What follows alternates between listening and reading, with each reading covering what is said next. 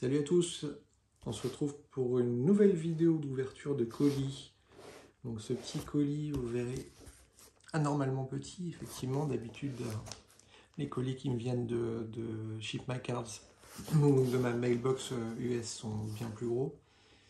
Mais là, j'avais pas envie de laisser le contenu trop traîner dans la mailbox. Donc c'est une petite vidéo assez rapide, mais vous allez avoir de cartes qui, pour ceux qui me suivent, savent à quel point elles me tiennent à cœur. Vous allez voir le contenu, donc on va ouvrir par l'arrière. Pour ceux qui se demandent, je regarde une émission sur une chaîne YouTube qui s'appelle Je viens chez toi, que je regarde très souvent. C'est à la base plutôt ciblé sur les jeux vidéo, et puis en fait voilà, au fil du temps il s'est un petit peu intéressé, bon, à la base non, c'est les jouets d'ailleurs, les jouets vintage, puis les jeux vidéo, et puis il s'intéresse à pas mal de choses dans la pop culture et co. Et il va rencontrer les collectionneurs, il va dans leur collection, et c'est une émission qui me fait bien. Back in Toys TV, pardon pour la chaîne le nom de la chaîne. C'est une émission qui me fait bien rêver, et donc j'aime bien regarder un petit peu en fond de temps en temps. Alors le colis, je l'ai reçu vendredi, je l'ai mis sur mon post Insta. C'est un colis dont j'ai demandé l'expédition lundi dernier, qui a été préparé et mis en envoi le mercredi, et je devais le recevoir lundi 19. Et finalement, je pense à cause ou grâce au jour férié, le 15 août, je l'ai reçu vendredi. Donc vraiment vendredi 16. Donc on peut dire extrêmement rapide, par FedEx. Je rapatrie tous mes envois par FedEx. Et pour ceux qui veulent plus de détails, n'hésitez pas à me poser des questions. J'ai pris une assurance et toutes ces choses-là. J'ai payé des frais de dossier.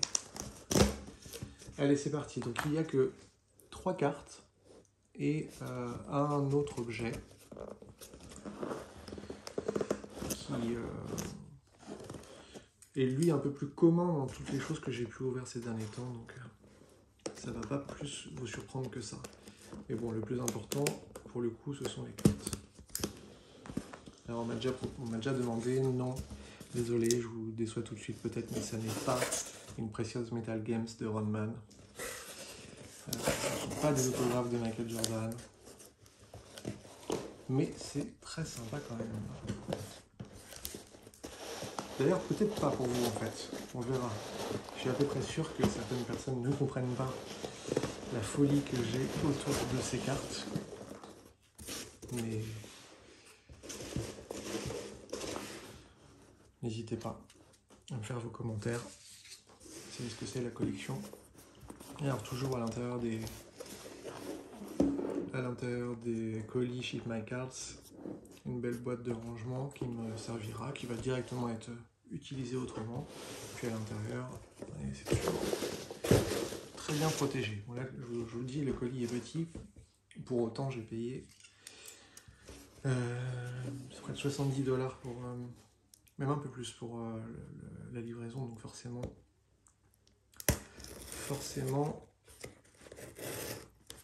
ça douille à chaque fois, mais bon, voilà, le service.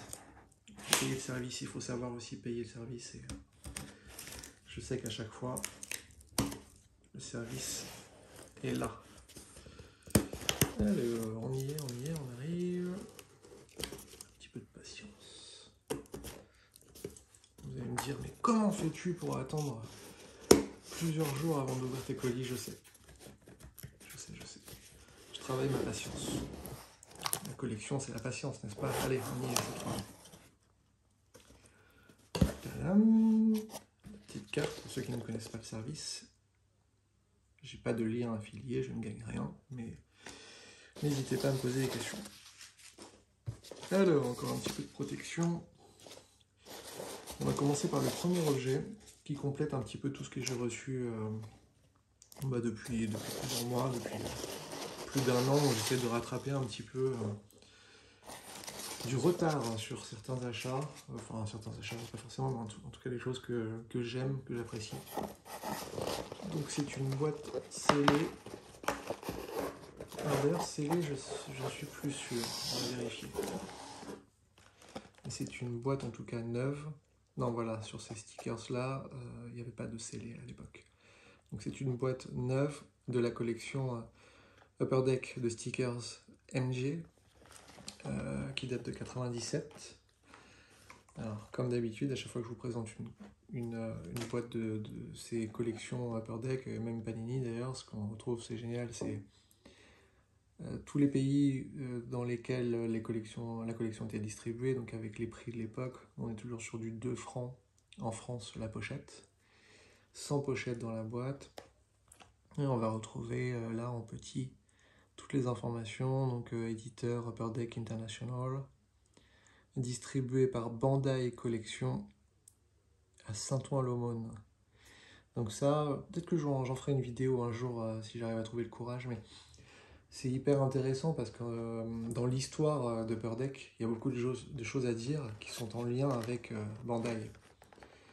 Et Bandai, c'est là aussi extrêmement intéressant parce qu'il y a énormément de choses à dire sur l'histoire de Nintendo. Pour ceux qui ont connu un petit peu, ceux qui ne sont pas tout jeunes, qui ont connu les jouets, notamment Chevalier du Zodiac, fin des années 80, début des années 90. Les jouets étaient distribués par Bandai, qui avait leurs locaux, leurs entrepôts et bureaux à Saint-Ouen-l'Aumône, dans ce fameuse petite ville de région parisienne, où il y a beaucoup de sociétés d'ailleurs qui ont leurs entrepôts. Et à un moment dans l'histoire, pourquoi Upper Deck rentre en course? Tout simplement parce qu'il y a au jeu des rachats successifs d'entreprises. Bandai a récupéré Upper Deck, en tout cas une partie de la distribution. C'est un peu plus compliqué que ça et un peu plus long à expliquer, mais en tout cas une partie de la distribution, ce qui fait qu'ils ont recentré un petit peu leurs activités autour de ce site de Saint-Ouen-l'Aumône, qui est devenu un site central de distribution, livraison, &co, un site logistique. Et donc on se rend compte que finalement dans l'histoire, au même endroit se sont succédés d'ailleurs des choses qu'on voit à l'écran, là, toutes les PLV Nintendo &Co, les fameuses vitrines Nintendo qu'on retrouvait dans les magasins de jouets et jeux vidéo dans les années 90, fin des années 80 et 90. Et les fameuses vitrines avec le petit tag propriété de Bandai France venaient de ces locaux, de ces entrepôts, où quelques années plus tard, la logistique d'Upper Deck France était gérée. Donc c'est assez rigolo. Alors en termes de personnes, physique, j'entends, c'est pas vraiment évident parce que voilà, ça remonte à longtemps. Les gens ont vraiment beaucoup bougé dans ce type de métier. C'est pas évident de rester en place, de rester dans la même entreprise très longtemps. Et voilà, il y a une histoire commune qui est assez intéressante. Et je vous conseille au passage d'ailleurs les livres sur l'histoire de Nintendo chez Omake Book qui sont vraiment incroyablement précis et qui raconte tous ces détails de toutes ces histoires de Nintendo France, la création de Nintendo France, les sujets de la logistique, de la distribution, le support téléphonique de Nintendo. Si vous avez été gamin dans les années 80-90, vous avez forcément essayé d'appeler en vous cachant de vos parents une fois parce que vous étiez bloqué sur un jeu vidéo. Bah voilà, tout ça c'était au même endroit, dans ces fameux locaux dans lesquels je suis allé il n'y a pas très longtemps. Pour faire des photos et puis voir un petit peu ce que c'était devenu, c'est assez rigolo. Florent Gorge, si vous ne le connaissez pas, c'est l'auteur de beaucoup de livres au sujet des jeux vidéo et en particulier de l'histoire du Nintendo, qui a écrit ces 4 ouvrages sur l'histoire de Nintendo, vraiment passionnant. Allez, on repart sur nos histoires de petites cartes, en carton. Chip Makers, allez c'est parti, j'arrête le suspense. Donc il y a 3 cartes. Les 3 sont gradées. Vous allez me dire, mais Julien, qu'est-ce qui t'arrive? T'as pris le soleil pendant l'été? Oui, j'ai pris le soleil pendant l'été. Ça m'a un petit peu tapé sur le système, mais c'est pas vraiment ce qui m'a motivé. Ce qui m'a motivé, c'est que de toute façon, là, j'avais pas le choix. C'est pas moi qui ai fait grader les cartes. Ces cartes, je les avais vues passer sur eBay notamment, et pas que, aussi sur un site, sur Yahoo Auctions, pour ceux qui connaissent, au Japon. Donc j'avais raté les 3 cartes ces dernières années, et quand je parle de dernières années, je pense que c'est sur les 10 dernières années que j'ai raté ces 3 cartes. Je les ai vues, j'ai essayé d'enchérir sur une des 3 que je n'avais pas gagné, et ces 3 cartes reviennent sur le marché en l'espace d'un mois et demi via Goldin Auctions. Là aussi, je vais vous faire une vidéo, vraiment, je vais prendre le temps de la faire celle-ci, c'est sûr, parce qu'il faut absolument que je vous parle de mon expérience d'achat chez Goldin. Il y a vraiment beaucoup de choses à dire. C'est parti. Et oui, peut-être que certains d'entre vous l'avaient compris. On parle de ces fameuses cartes que j'essaie de réunir. Alors, bon voilà, je pense qu'on peut dire déjà avec certitude que j'aurai jamais les 50, mais donc les Exquisite 2005-2006, Limited Logos, de Tyson Chandler en particulier. Donc c'est une carte qui est limitée à 50 exemplaires. Ça c'est la version 34, numéro 34 sur 50, avec des patchs qui sont issus d'un maillot porté.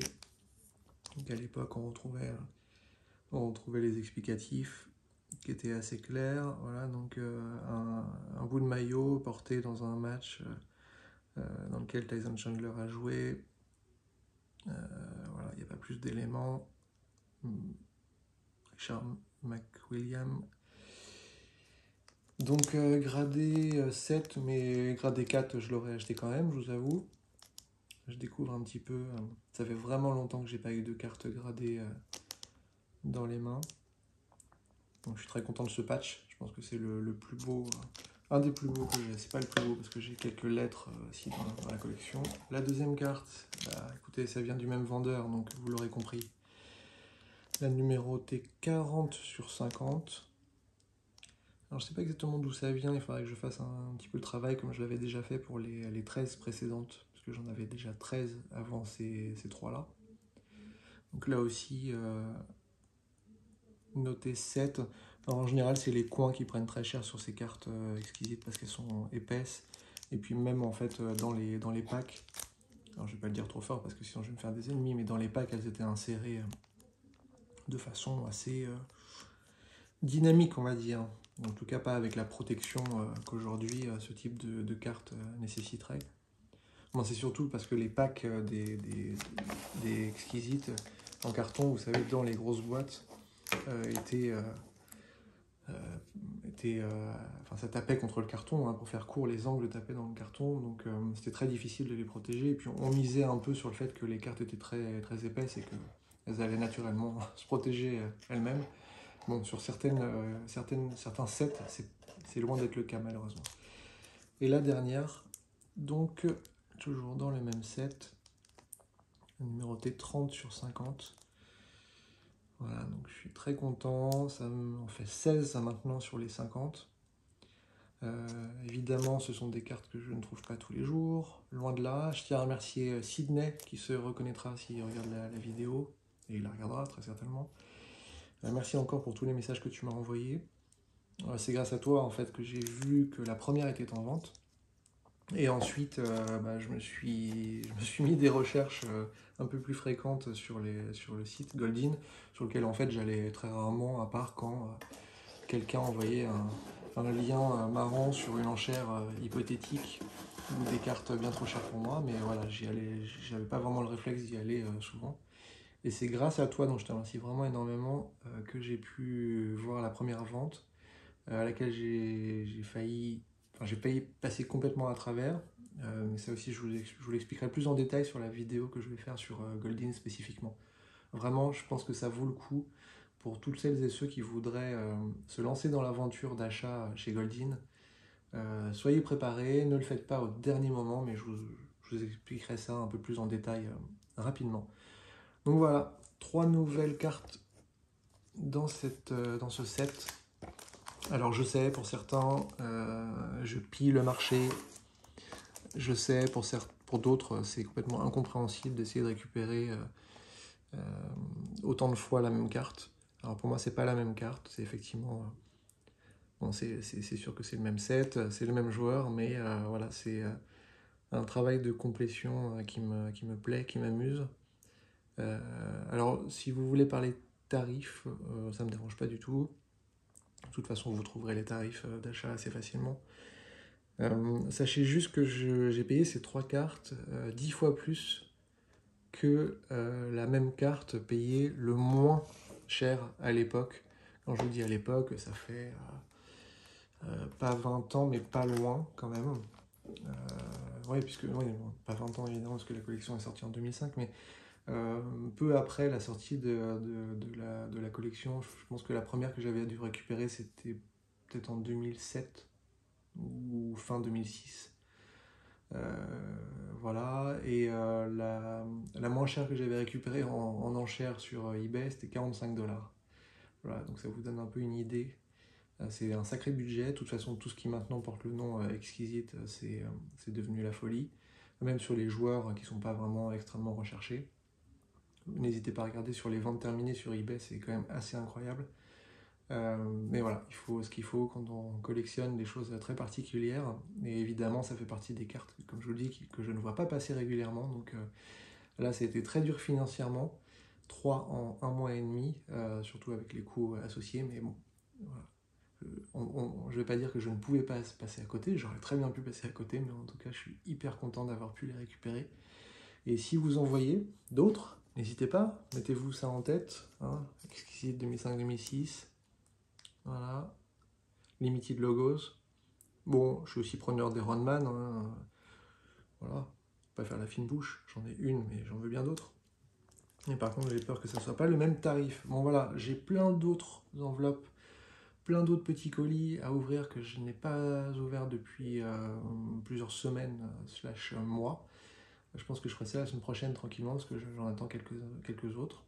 Donc restez dans le coin, connectez si ça vous plaît, et puis n'hésitez pas à me faire des retours. Et à très vite dans tous les cas, très bonne collection.